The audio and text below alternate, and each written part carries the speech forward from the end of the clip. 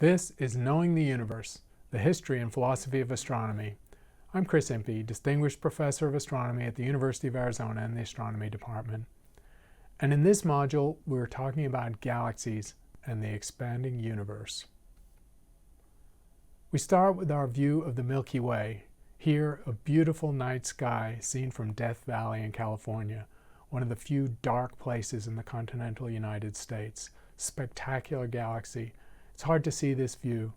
When I poll my class and I teach a large class, only about 1 in 10 students have ever seen the Milky Way. I recommend it highly. Go out to a dark place and see this sight once. You'll never forget it. The regions of the Milky Way are well known to us because it's the galaxy we live in, our home galaxy. We live in a disk of stars near one of the spiral arms. The diameter of the disk is about 100,000 light years, and it's very thin, a thickness of only 1,000 light years. We count about 400 billion stars in our galaxy. Most of those are low-mass stars, or red dwarfs, much lower in mass than the Sun.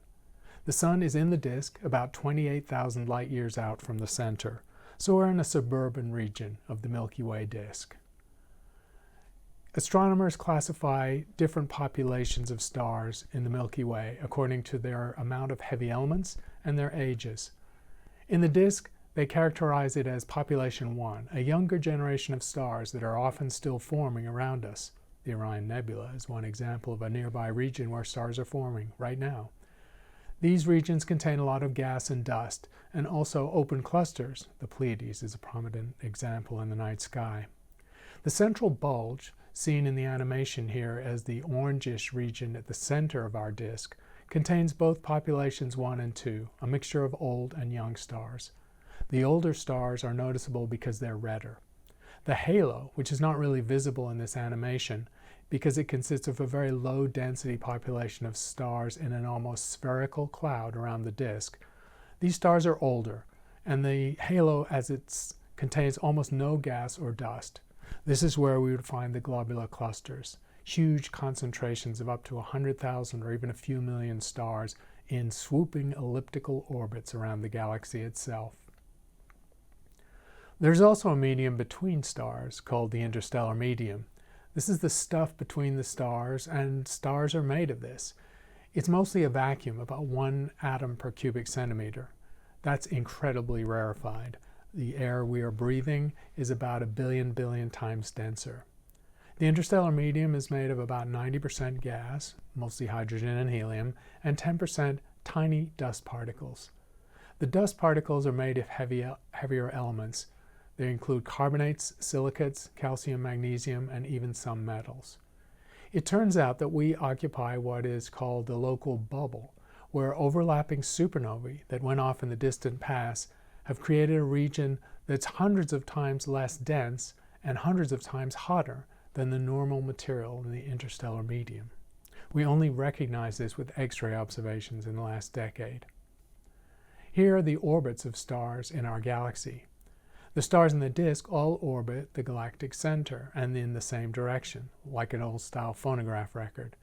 And like a record that was left on a shelf in the sun and got corrugated or warped, the stars in the disk also have upward and downward motions, or Z motions, seen as the wavy yellow lines in this diagram. It's greatly exaggerated, however. These Z motions are actually quite subtle and small. But they're detectable, and we can measure them for our own star and for nearby stars. So stars weave their way in and out of the disk of the galaxy, and that's what gives the disk its thickness of hundreds of light years. Otherwise, gravity would make it even thinner. Stars in the bulge and the halo, the bulge being that central concentration of reddish, orange, old stars, and the halo, stars we can't really individually see in any image, are all orbiting the galactic center in elliptical orbits with different orientations and directions of motion, essentially random, and so a snapshot of it frozen in time would give the sense of a spherical or nearly spherical cloud. These stars have pretty high velocities because they plunge in and out of the disk of the galaxy and go to quite large distances from the center of our galaxy, several 100,000 light years. We also have spiral arms. These spiral arms are prominent because these are the places where stars are forming. Density waves trigger star formation, and the molecular clouds from which stars form are concentrated in the arms. There's plenty of source material for making new stars. Short-lived, hot O and B stars delineate the arms and make them blue and bright, as seen from above. Of course, we live in our galaxy, so we don't really get to see the arms beautifully. We'd have to look at another galaxy to see spiral arms. We live fairly near the Orion arm of our galaxy, and that is, of course, a distance of about 1,000 to 1,500 light years away. So we have a close view of those young stars forming in a nearby spiral arm. The spiral arms are caused by a pattern, or a density wave, not by the actual motions of those stars. If you followed the stars in their orbits, the Milky Way has rotated dozens of times since it formed, so the spiral arms would get hopelessly wound, impossibly small to see. The fact that we only have a handful of spiral arms shows that they represent a pattern rather than an actual physical rotation of those individual stars. Basically, density waves move in and out of these stellar regions, and when the density is higher, star formation is triggered. It then fades as the density wave passes through. Here's what the galaxy looks like in a little snapshot where we zoom in on an area around the Sun. You can see that we and the stars near us are doing a 250 million year orbit of the Milky Way center. That's interesting because the Earth is 4.5 billion years old, so that means we've been around the center of our galaxy 18 times since the Earth formed. We've also been in and out of the disk of the galaxy because of those Z motions. But if we measure the speeds of stars in three-dimensional space near us, as in the little inset cube, they would be pretty much random. Some stars moving towards us, some away from us. All of the region around us participating in this large circular motion around the center of our galaxy. Astronomers have opened up their eyes to other forms of electromagnetic radiation, and here we see the disk of the Milky Way, looking towards the Milky Way as we might with our eyes, seen in different wavelengths of light. Third from the bottom, you see the visible light, the familiar view to the eye. And you can see the raggedy nature of the Milky Way, where the thin disk of stars is not obvious. And that's because those dark regions are dust. The dust obscures the stars. It doesn't mean there are no stars there. To see the dust through the dust and to see the disk more clearly, go up to the infrared view of our galaxy. And there you can see, seeing through the dust with infrared eyes, the thin disk of a galaxy and then the bulge at the center. At other wavelengths, both long and short, we see different forms of radiation. The 21 centimeter radiation at the top is from very cold gas, atomic hydrogen. This is the gas that will make stars. And at the bottom, we see X-ray and gamma ray emission, which tend to come from individual high-energy events like supernovae and neutron stars and high-energy regions of gas caused by excited phenomena of dying stars. Here, in summary form, are the main views of our galaxy, the visible light that we're familiar with at the top, the infrared light coming from stars, the radio emission, cold, coming from molecules with temperatures of tens of Kelvin above absolute zero, and the X-ray emission from hot gas with temperatures of hundreds of thousands of Kelvin. The galaxy is rotating, and herein came the first surprise about the Milky Way. We just thought the Milky Way was made of stars and gas and dust through most of the 20th century. But later in the century, observations emerged which would create a conflict and a problem in astronomy, a problem that's not still fully solved. Think of the rotation speed of stars moving out from the center of our galaxy. If we imagine that most of the gas mass of the galaxy is concentrated in the galactic center, which is true because the bulge is there, the nucleus of the galaxy is there, and the densest regions of the disk are there, then the rotation speed of stars moving out towards the edge of the disk should decline. An interesting and extreme version of this is the solar system. Essentially all the mass of the solar system is in the Sun, and the orbits of the planets and their speed and distance from the Sun is seen on the left. It's given by Keplers laws, going as the inverse square root of the velocity. So that's what we would expect if the mass of the galaxy was concentrated in the center. But on the right, you can see what's called a rotation curve. That is the velocity of stars orbiting the center of our galaxy as we move out from the center of the galaxy in tens of thousands of light years. And you can see the Sun. But you can also see that the velocities do not decline. They actually increase slightly going outwards. That's completely counterintuitive, and it's completely against the expectation if most of the mass of the galaxy was in the visible stars that we see, because most of the galaxy is interior to the Sun's orbit. So what is possibly making the motions of stars so far out go so fast? We can even use these motions to calculate the mass of the galaxy using Kepler's third law. And here we get, from this simple calculation, 2 times 10 to the 12 solar masses. That's 2 trillion solar masses for the total mass of the Milky Way galaxy.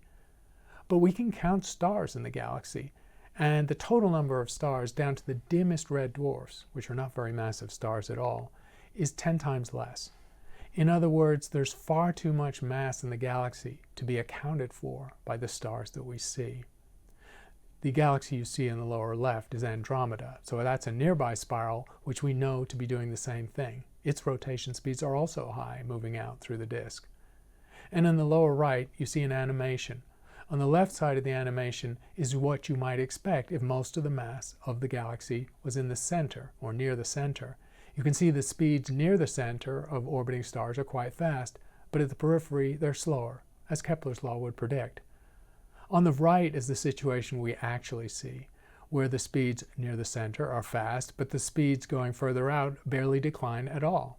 That is the counterintuitive result that astronomers found about 40 years ago. This is evidence for what we call dark matter in the Milky Way. Again, the motions in the Milky Way are faster than would be predicted by Kepler's laws if the mass was distributed the way the light is and where the stars are. There's really only 2 logical explanations for this. One of them is pretty ominous. It's that we don't understand gravity on the scale of galaxies, and that means that Newton's law of gravity is wrong. Now remember, this would have nothing to do with Einstein's theory being a superior theory of gravity, because the regime we're in is of weak gravity. General relativity doesn't apply. Newton's law should work perfectly well. And it does everywhere we've tested it. But it's important to remember that Newton's law has only been tested as an inverse square law, with the law that Newton published all those years ago, in the solar system itself. That's the only lab we have to test Newton's law. We don't have a direct test of the force of Newton's law moving with distance on a scale of the galaxy, unless we measure the galaxy itself. And so, the attraction of an unseen form of matter causing high speeds in the Milky Way is attributed to something we call dark matter. And you see a little diagram on the right indicating that the luminous material of the galaxy disk and halo is embedded in a much larger halo of something we don't really understand that we just call dark matter.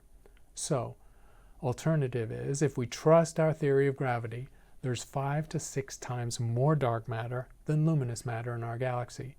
The luminous stuff is confined to the disk and the halo. The dark matter is found in the halo and far beyond the luminous disk, to much larger distances. And that was an extraordinary surprise. It took a while to realize that this had to be the case. So what is the dark matter? The short answer, we don't know.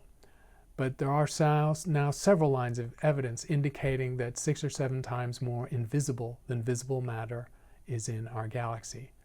Again, the diagram recapitulates the issue that if you thought all there was in the galaxy was the stars that it's made of, you'd expect them to move slower as you move out from the center of our galaxy. But that's not what we observe. The rotation speed does not decline with radius, either violating Kepler's law or Newton's law of gravity, or having an unseen halo of dark mass driving the faster motions. And that's the end of this topic.